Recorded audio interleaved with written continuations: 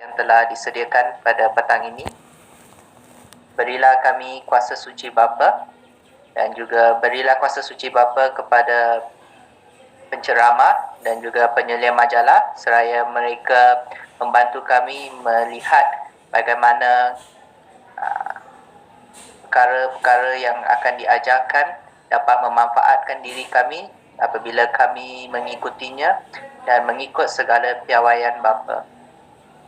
Kami juga berdoa untuk saudara-saudari di serata dunia yang juga berkumpul untuk hal yang sama. Semoga mereka juga memanfaatkan diri mereka daripada ajaran daripada Bible. Sebagai manusia yang berdosa, Bapa, kami tahu kami sering tersilap langkah dan membuat salah. Kami minta belas kasihan Bapa melalui korban tebusan anak-Mu. Maafkanlah kami dan bantulah kami seraya kami memperbaiki diri kami mengikuti piawaian yang Bapa telah tetapkan. Kami tinggalkan dua atau cara ini di bawah jagaan Bapa. Doa ini kami tujukan kepada Bapa melalui anak-Mu, Raja kami, Yesus Kristus. Amin.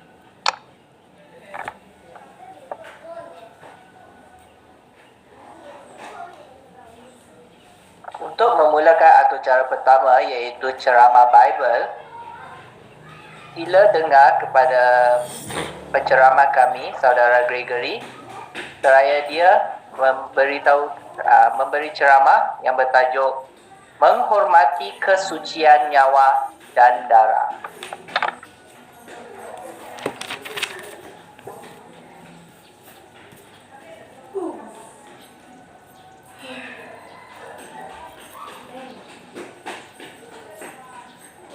Apabila kita melihat tumbuh-tumbuhan, haiwan di laut, di darat dan yang berterbangan, pernahkah kita terfikir dari mana semua ini datang? Kehidupan sentiasa wujud kerana Yehova sentiasa wujud. Jadi kita tidak nafikan bahawa kehidupan datang daripada Tuhan. Tuhan yang menciptakan segala-galanya. Kita boleh lihat tentang rekod bermulanya kehidupan. Kita baca tentang rekod ini di buku Kejadian bab 1, dan kita akan baca beberapa ayat di sana. Kejadian bab 1 ya. Di ayat 11, kemudian Tuhan berfirman, hendaklah tanah mengeluarkan rumput dan tumbuhan yang menghasilkan biji benih. Hendaklah tanah mengeluarkan pokok yang berbuah mengikut jenisnya. Dan hendaklah buah itu mengandungi biji. Itulah yang terjadi. Kita baca ayat 20. Kemudian Tuhan berfirman, hendaklah air dipenuhi dengan makhluk hidup. Dan hendaklah makhluk berterbangan di atas bumi melintasi langit. Dan ayat 24. Kemudian Tuhan berfirman, hendaklah bumi mengeluarkan makhluk hidup menurut jenisnya. Binatang jinak, binatang menjalar, dan binatang liar menurut jenisnya. Itulah yang terjadi. Jadi kita boleh lihat bahawa segala-gala ciptaan memang datang daripada Tuhan. Dan Tuhan menyuntik daya hidup ke dalam tubuh yang tidak bernyawa, maka kehidupan mula muncul di bumi. Ini sesuai dengan apa yang dikatakan di Mazmur 36 ayat 10 yang mengatakan, engkaulah sumber kehidupan. Jadi kehidupan di bumi bermula atas perintah Yehova. Kerana dia mahukan kehidupan, maka terhasillah kehidupan. Kita lihat ayat ini yang kita telah baca tadi. Kalau kita lihat nota kaki di ayat 20, di perkataan makhluk hidup, di situ ada katakan nota kaki itu bersamaan dengan perkataan jiwa. Perkataan jiwa ini diterjemahkan daripada bahasa asal Bible, bahasa Ibrani yang bermaksud nefesh. Apakah ini nefesh atau jiwa? Jiwa ini adalah tubuh-tubuh fizikal yang digabungkan dengan daya kehidupan, dan kehidupan ini diteruskan dengan pernafasan. Jadi inilah definisi nefesh. Tubuh yang tidak bernyawa digabungkan dengan daya kehidupan yang datang daripada Yehovah, maka kehidupan itu diteruskan dengan pernafasan. Begitulah kehidupan bermula. Pernafasan, itulah petanda bahawa seseorang itu hidup. Kalau orang itu berhenti bernafas, maksudnya orang itu sudah mati. Begitulah doktor pun bila dia cek orang, tahu dia dah mati ke belum, dia cek sama ada masih bernafas atau tidak. Jadi itulah sebabnya darah adalah penting bagi kehidupan binatang dan manusia. Kerana darah yang membawa oksigen dan nutrien ke seluruh badan agar daya kehidupan ini dapat diteruskan. Apakah pandangan Yehovah tentang darah?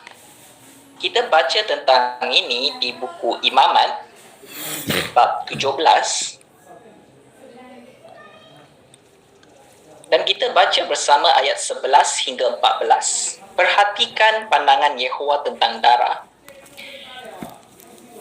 Hal ini demikian kerana nyawa setiap makhluk hidup terkandung dalam darahnya.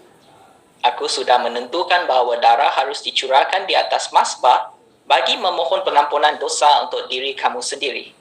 Darah itulah yang dapat menebus dosa kerana nyawa terkandung dalam darah. Itulah sebabnya aku berfirman kepada orang Israel, kamu semua tidak boleh makan darah, dan orang asing yang tinggal dalam kalangan kamu juga tidak boleh makan darah.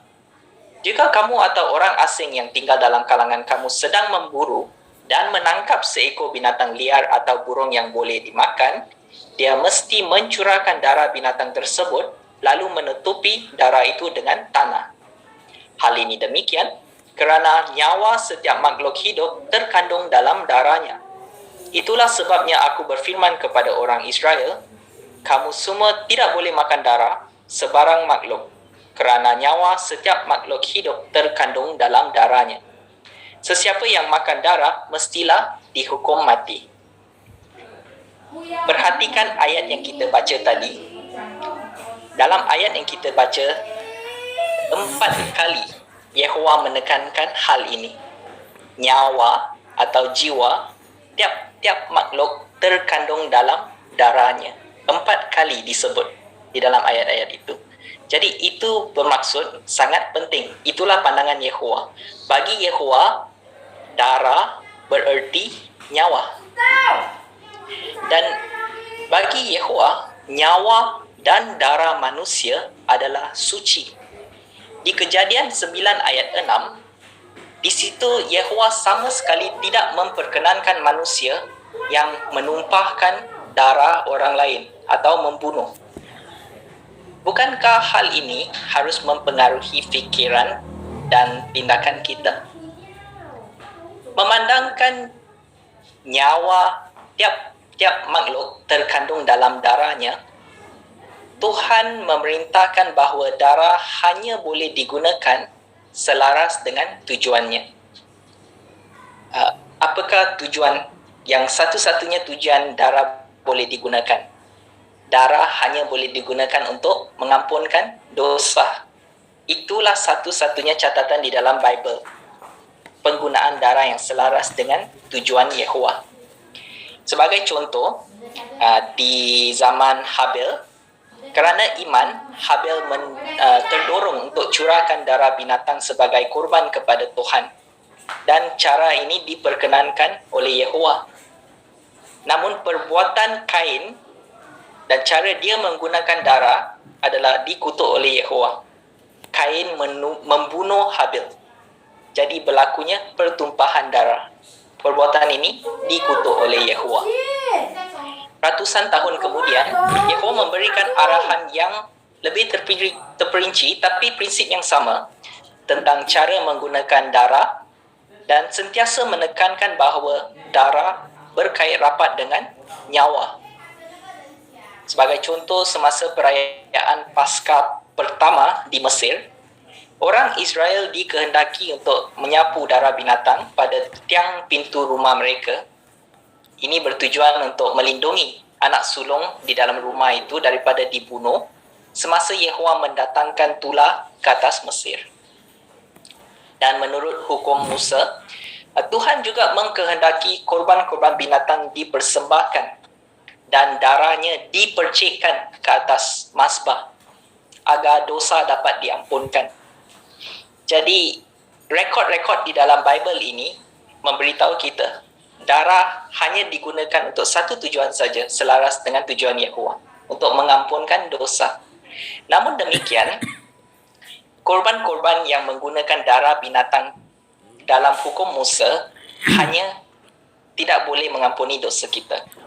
Itu cuma memberi gambaran tentang korban yang lebih agung yang akan dikorbankan pada masa hadapan, iaitu korban tebusan. Dan hal ini sudah pun berlaku. Darah Yesus telah pun dicurahkan sekali buat selama-lamanya sebagai korban tebusan untuk mengampunkan dosa kita dan memberi kita harapan hidup kekal.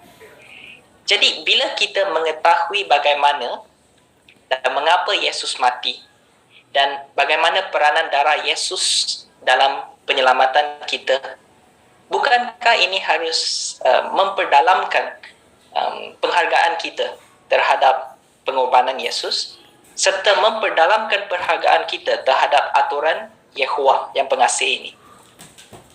Oleh itu, bila kita lihat pandangan Yehova terhadap darah dan nyawa, kita harus mencontohinya. Kerana bagi Yehova, darah ialah suci. Oleh itu, dia melarang penyalahgunaan darah. Prinsipnya tidak berubah tentang larangan ini. Kita baca beberapa contoh. Selepas banjir besar yang berlaku pada zaman Nuh, Tuhan menegaskan kepada Nuh dan keluarganya tentang kesucian darah. Kita baca tentang hal ini di buku Kejadian juga. Buku Kejadian 9 ayat 3 hingga 6.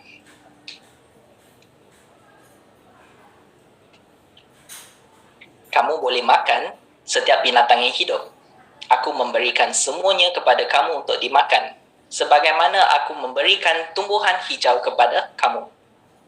Tetapi kamu tidak boleh makan daging yang masih berdarah, kerana darah melambangkan nyawa. Selain itu, aku akan menuntut pembalasan bagi darahmu. Jika seekor binatang membunuhmu, binatang itu haruslah mati. Jika seseorang membunuhmu, aku akan menuntut nyawa orang itu. Sesiapa yang menumpahkan darah manusia, darahnya juga akan ditumpahkan oleh manusia lain. Kerana Tuhan menciptakan manusia menurut gambarannya. Jadi amat jelas tentang prinsip Yehova. Dan prinsip ini juga terdapat di dalam hukum Musa. Kerana di dalam hukum Musa, jika seseorang menumpahkan darah orang lain atau membunuh, saudara terdekat mangsa boleh membunuhnya untuk membalas dendam. Tetapi jika pembunuhan itu berlaku secara tidak sengaja, orang yang tidak sengaja itu dia boleh melarikan diri ke kota perlindungan untuk menyelamatkan diri. Namun demikian, kita tidak hidup di dalam hukum Musa lagi.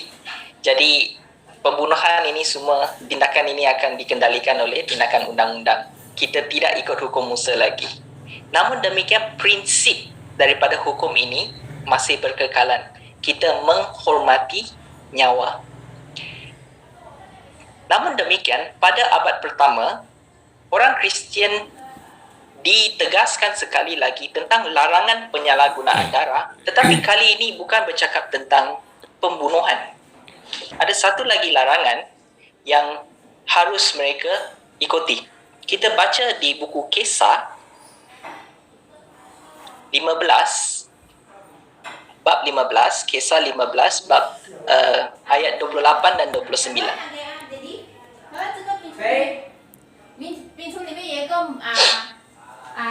Kuasa suci Tuhan dan kami berpendapat bahawa saudara-saudara tidak perlu dibebani dengan hal-hal lain kecuali yang mustahak sahaja, iaitu menjauhi apa sahaja yang dipersembahkan kepada berhala, menjauhi darah, menjauhi daging binatang yang mati dicekik, dan menjauhi perbuatan seks yang tidak bermoral. Perhatikan ayat ini, menjauhi darah, menjauhi daging binatang yang mati dicekik, tergolong di bawah hal-hal yang mustahab. Maksudnya sama penting dengan hal-hal yang kita harus menjauhi. Jadi begitu pentingnya pandangan Yehova terhadap darah. Prinsip dalam semua ayat yang kita bincangkan tadi ialah bila seseorang menumpahkan darah orang lain atau salah gunakan darah, dia tidak menghormati kesucian nyawa manusia dan dia harus menanggung hutang darah. Hutang darah ini akan dituntut Yehova. Sebagai orang Kristian, kita boleh berhutang darah melalui pelbagai cara. Cara pertama mungkin kita boleh fikirkan membunuh. Kalau kita membunuh atau melakukan hal-hal yang mengakibatkan seseorang kehilangan nyawa, termasuk menyokong organisasi yang berhutang darah, ini boleh menyebabkan kita berhutang darah. Dengan memakan atau meminum darah, cara yang kedua ini tidak kira sebagai makanan atau semasa rawatan perubatan. Jadi dengan memakan atau meminum darah secara harfiah juga ialah dikira sebagai penyalahgunaan darah. Dan ketiga, kita boleh berhutang darah jika kita tidak sebarkan berita baik kerajaan Tuhan. Kenapa?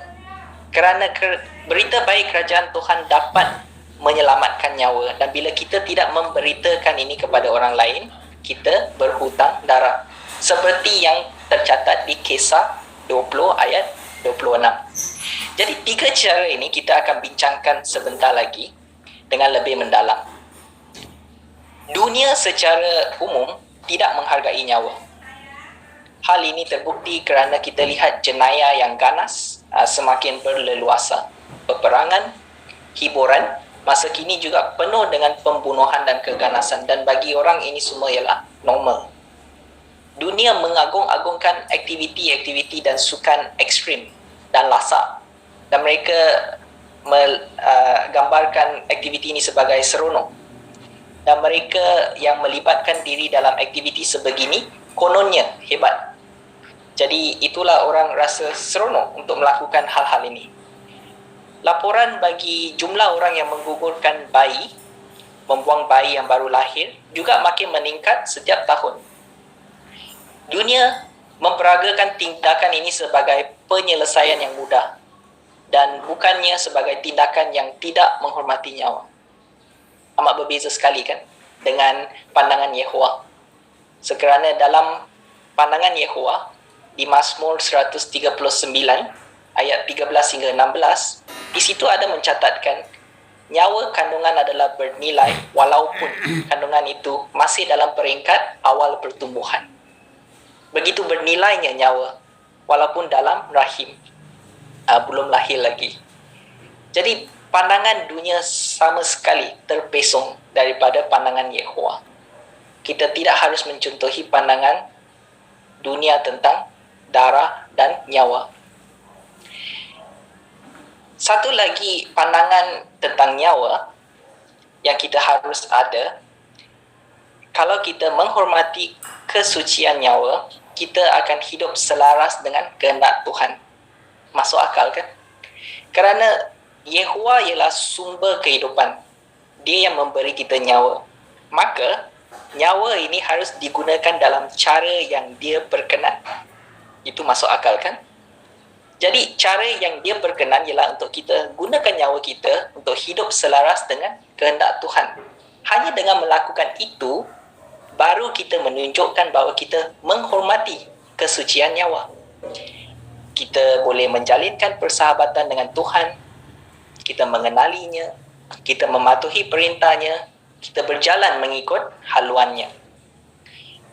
Ini bukan perkara yang mudah, memerlukan pengorbanan yang besar, kerana banyak orang hidup untuk diri sendiri. Dan itu yang dunia sedang memperagakan.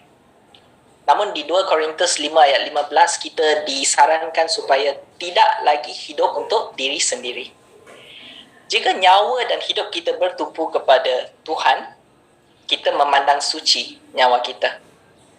Sebaliknya, jika kita seperti yang tercatat di 1 Yohanes 2 ayat 16, di mana kita hidup bertumpu pada keinginan tubuh yang berdosa, keinginan mata, sikap suka menunjukkan harta milik sendiri, ini tidak bagus. Ini menunjukkan kita tidak menghormati kesucian nyawa. Jadi, jika kita contohi pandangan Yehova terhadap nyawa, kita akan berusaha untuk menunjukkan kasih kepada semua orang. Di 2 Petrus 3 ayat 9, di situ ada menggambarkan keprihatinan Yehova dalam cara yang menyentuh hati. Di ayat itu kata bahawa Yehova tidak ingin seorang pun dibinasakan. Bukankah itu menyentuh hati kita? Dia tidak mahu seorang pun dibinasakan. Begitu dalamnya dia menghargai nyawa.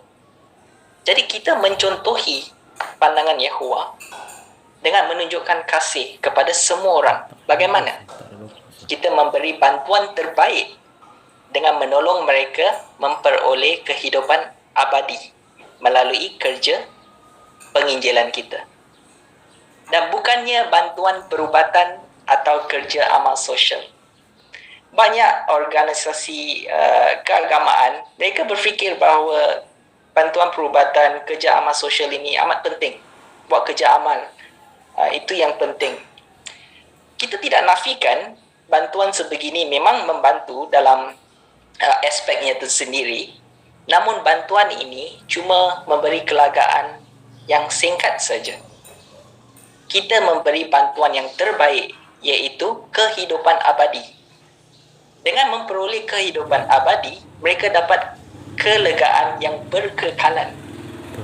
Jadi walaupun mereka mempunyai bantuan yang singkat saja, tapi tidak memperoleh kehidupan abadi, bantuan sekarang adalah sia-sia sahaja. Jadi itulah sebabnya bantuan utama yang kita harus berikan ialah kerja menginjil. Kita mesti memberikan amaran kepada semua orang agar mereka mengubah haluan dan menerima haluan Tuhan yang membawa kehidupan. Selaku orang yang memandang suci, nyawa dan darah, orang Kristian harus berusaha mengelakkan risiko yang tidak perlu. Kita memastikan keadaan kereta kita dan rumah kita selamat, bebas daripada apa-apa yang boleh menyebabkan kecelakaan. Kita mematuhi undang-undang lalu lintas dan peraturan keselamatan yang lain. Dan baru-baru ini dalam waktu pandemik ini, banyak peraturan keselamatan yang ada daripada pihak berkuasa, daripada badan pimpinan, daripada pejabat cawangan. Jadi kita harus mematuhi semua aturan dan panduan yang diberikan ini, kerana ini akan menunjukkan bahawa kita menghormati kesucian nyawa. Dan kita juga elakkan daripada membahayakan nyawa kita semata-mata untuk berseronok. Dan kita tidak menyertai sukan yang ganas, yang sengaja mencederakan orang, meninju, seni mempertahankan diri. Ini semua sesuatu yang sengaja mencederakan orang. Jadi kita tidak libatkan diri dalam semua ini. Kita pun berusaha untuk sentiasa menghindari setiap bentuk agama palsu. Ada yang mungkin fikir, apa kena sokong agama palsu dengan hutang darah? Kerana di buku Wahyu 17 ayat 6, kita lihat sepanjang sejarah organisasi agama palsu menjadi dalang dalam penganiayaan Kristian sejati sehingga meragut nyawa saudara-saudari kita yang tidak bersalah. Jadi organisasi agama palsu berhutang darah dengan Yehova. Jadi kalau kita terlibat dalam aspek-aspek agama palsu, maka kita juga akan sama berhutang darah dengan Yehova. Itu yang kita tidak mahu. Jadi kita harus menghindari, keluar daripada setiap bentuk agama palsu. Itu ialah haluan yang terbaik. Dan oleh kerana darah ialah suci, adalah salah untuk kita meminum atau memakan darah atau memakan daging binatang yang darahnya tidak dikeluarkan dengan betul. Jadi mungkin suka makan sinalau bakas, mungkin suka makan baboy, tapi daging-daging ni semua kalau nak makan kena pastikanlah disembelih, darahnya dikeluarkan dengan betul. Kerana kalau kita tidak melakukannya dan kita makan, kita seperti di ayat di Kisah tadi, kita boleh berhutang darah dengan Yehova. Orang Kristian juga tidak menerima transfusi darah semasa menerima rawatan perubatan. Dan walaupun sekarang wujud rawatan alternatif yang tidak menggunakan darah dan mendapat sambutan yang semakin baik, orang Kristian masih menghadapi tekanan untuk menerima transfusi darah yang berisiko tinggi. Memang benar, dalam ayat Bible memang tidak mengatakan bahawa kita tidak boleh transfusi darah. Dia kata tidak boleh makan darah saja. Namun demikian, kalau doktor suruh kamu jangan minum alkohol atas sebab-sebab kesihatan, adakah kamu akan suntik alkohol ke dalam badan kamu? Prinsipnya adalah kita tidak memasukkan darah ke dalam badan kita dalam apa jua cara sekalipun. Dan pendirian kita sebagai orang Kristian seringkali disalah faham oleh kaki tangan perubatan dan orang umum. Mereka kata kita tolak transfusi darah, kita tidak hormat nyawa. Itu ialah salah faham. Kita menolak transfusi darah tidak bermaksud kita tidak mahu hidup. Apa yang kita mahukan ialah elakkan daripada mencuba menyelamatkan nyawa kita sendiri dengan melanggar hukum-hukum Tuhan tentang kesucian darah. Itu yang kita mahu elakkan. Jadi dalam arti kata lain, kita mahukan rawatan yang terbaik untuk kita, tapi rawatan yang tidak menggunakan transfusi darah. Jadi kita mahukan rawatan, kita mahu hidup. Dalam contoh yang serupa antara vegetarian dengan orang yang makan daging, adakah orang yang vegetarian dia seseorang yang tidak mahu makan, tidak mahu hidup? Tidak. Pilihan dia saja untuk makan sayur sahaja. Itu pilihan dia. Sama dengan orang yang makan daging, mereka mahu hidup, maka mereka makan. Cuma pilihan mereka ialah pilihan untuk makan daging. Sama dengan kita mahu hidup, kita mahu rawatan perubatan, tetapi kita mahu kaedah yang tidak menggunakan transfusi darah. Dalam cara itu, kita boleh menghormati kesucian darah dalam hidup kita. Jadi kita boleh mencontohi teladan Yesus seperti di 1 Petrus 4 ayat 1 dan 2, di mana kita tidak lagi hidup untuk diri kita sendiri. Kita hidup selaras dengan kehendak Yehova dan kita sedar bahawa kita bertanggungjawab terhadapnya. Kita juga harus ambil berat terhadap rakan seiman kita, menunjukkan kasih terhadap mereka, dan kita membantu orang lain untuk memperoleh kehidupan abadi dengan bergiat dalam kerja menginjil. Rasul Paulus, dia berbuat begitu.